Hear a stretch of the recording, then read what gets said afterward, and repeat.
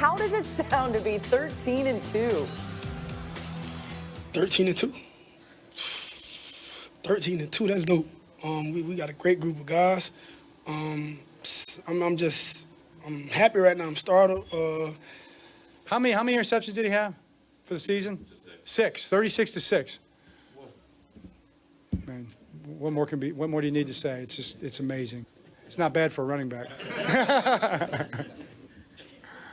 We good? That's a drop the mic. Get out of here. Yeah.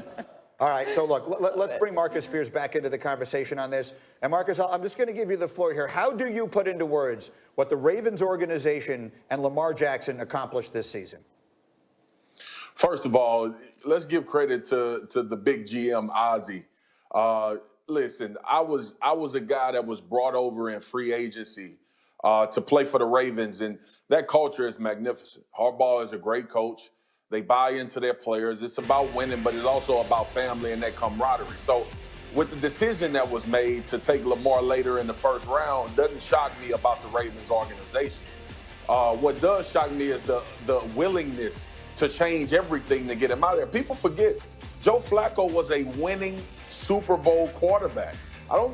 We haven't put enough emphasis on how special it was for Lamar Jackson to be able to come into that locker room with his ability and talent for a front office to say, we're going to buy into what this kid does, and we're going to go forward with him, and we're going to remove a Super Bowl winning quarterback on the decline, but Flacco still had a little ball in him left. But it just goes to show you what happens when systems, you buy in, you give guys an opportunity to be themselves, you feed your best players, Dallas, and you put them in a position to be successful. And I think that's what you've seen come to fruition for the Baltimore Ravens. But that culture, the locker room, we talked about it a little bit earlier this year too, Greeny.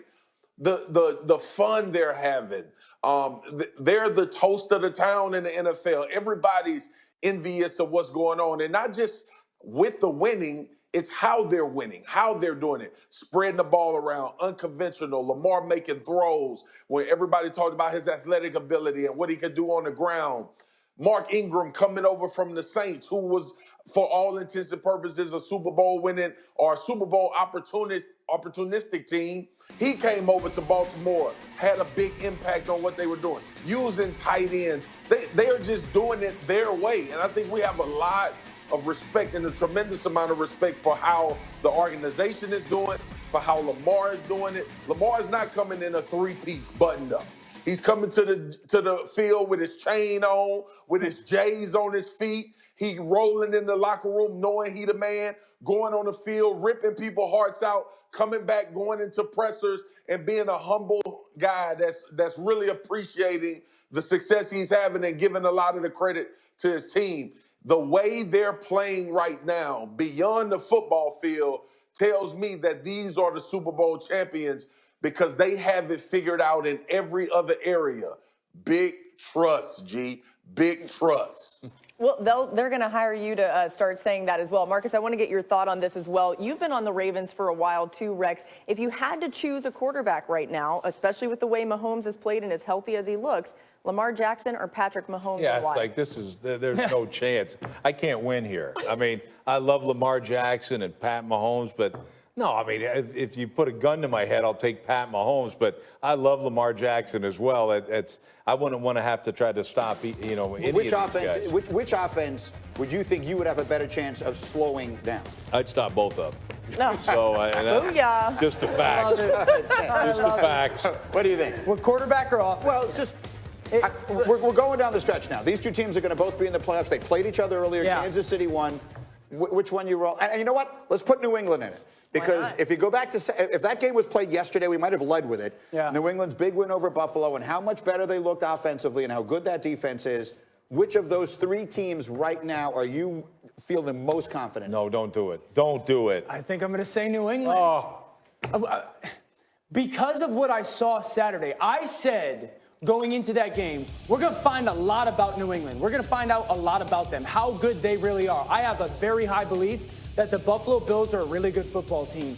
And to win that game, they controlled the football game. They were firm in what they want to do. They committed to the run. Not only were they good at it, but they committed to the run. The quarterback trusted some people, and then those people made plays for the quarterback. Tom Brady is going to play good football. They need Tom Brady to play really good football for 3 drives a game here in this playoffs because the defense is so good. And I think they found something in their run game. I think their offensive line will be protected because of it. Their defense will still play well with N'Keal Harry and with the Landon Roberts and then maybe Burkhead and Edelman.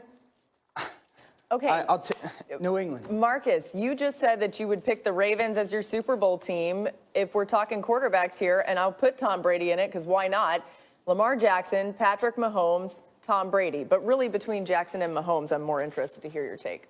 I'm taking Lamar. Lamar don't care, man. However he got to win the game, that's how he's going to win the game. And if you were to ask me, if I got those 3 guys from a skill level, talent position, obviously Pat Mahomes give you the tools that you want to see conventionally.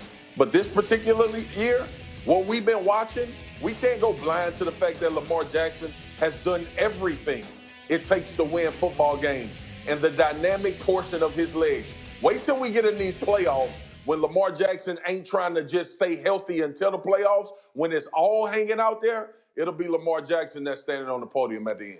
Swagoo, outstanding, my man. Thank you very much. We will see you as this week goes on, as we head towards the final weekend of the NFL season. Dan Orlovsky has other scores to settle. He got one done with Swagoo. I had a go ball on the play before, and I was taken out. He wasn't. We were rotating. We were rotating Tavon in there. Had a couple good opportunities with Tavon. Unfortunately, we weren't able to cash in on him. Are you healthy? I'm healthy. Yep. You are. Okay, so first of all, we showed you the 3rd down play. He didn't really run a go route, so that's A. But B, for the football fans out there who don't fully understand how this works, is it a reasonable explanation to say whatever he ran on 3rd down is the reason he's not on the field on 4th down? Not in that moment, absolutely not. In a normal game, potentially, totally. But in that moment, absolutely not. Because, 1, there's 30 seconds left in your season. You don't have another game that's going to be worthy to play next week if you don't win this one, technically. 2, in 4th down, if you need to come off the field, your coach should call a timeout. Once you call the timeout, then you can come back onto the field. There's no way that Amari Cooper should either, 1, be allowed to be taken off the field because he's got to fight as a player to stay on the field. You traded a 1st-round pick for me, and we talk about Dak Prescott wanting to go to the owner for money. If you're going to go to the owner and ask for that money, you better make sure that your behind is on the field in that moment. 2, your coaches call a timeout to make sure he's out there with you. 3, if he doesn't, the quarterback, call a timeout. You make sure your best player's on the field. Yeah, I mean, the ball can only go to one person. Unfortunately, he was on the sideline. Mm-hmm. So how in the heck, and the only thing I can think of is that because he was like an ex-receiver, the in guy on the line of scrimmage, that they decided that they knew he would get doubled. So who cares? Throw it to him anyway. But that's the only thing I can think of. Maybe they thought, well, if we pull him, we can get the ex-receiver one-on-one. They did, but who cares? You got to get, it's about, see, Dallas has it all wrong. They have it all wrong. Joe Paterno, many years ago, he said in moments to win the football game, it's players over plays. We say that all the time. Right. You made a 1st-round draft pick trade for Amari Cooper to not only get your quarterback to play better, but was not happy about it. When you saw what he said there, when we saw that again the 2nd time, and it struck me even more, he was like, well, they took me off the field. Of course. Like, he's blaming being taken off the field. LeBron James does he want the ball? Does he want to shoot when the game's on the line? That's what this kid does too. Why? He's the best player. Like, it makes no sense. Here's the biggest problem that Dallas has. Dallas makes it about everybody else. Like, here's who we're playing or whatever. All right, their mentality should be completely the opposite. It's about us, not about them. I could care less who the hell we play. They have that kind of talent, yet they don't prepare the same way. Their game plan certainly isn't that way. And in the critical moment, they don't even have the guys out there. It blows me away. But I've seen it over and over with this football team. Marcus, what about Dak Prescott after this game and the contract and everything that he was trying to get done for himself? Where does that stand in your mind?